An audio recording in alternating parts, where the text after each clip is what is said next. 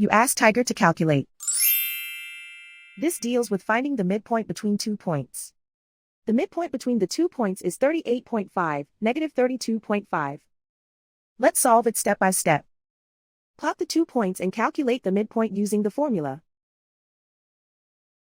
The coordinates of point 1 are, x1 equals 57, y1 equals negative 27. The coordinates of point 2 are, x2 equals 20, y2 equals negative 38.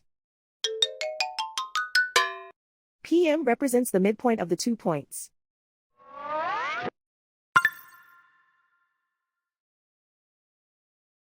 Use the x values in the midpoint formula to find the midpoints x. x1 equals 57. x2 equals 20.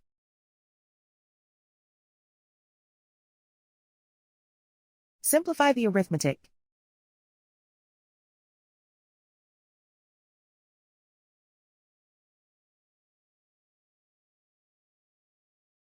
Use the y values in the midpoint formula to find the midpoints y.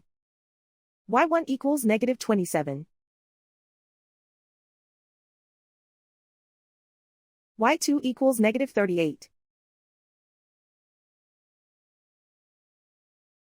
Simplify the arithmetic.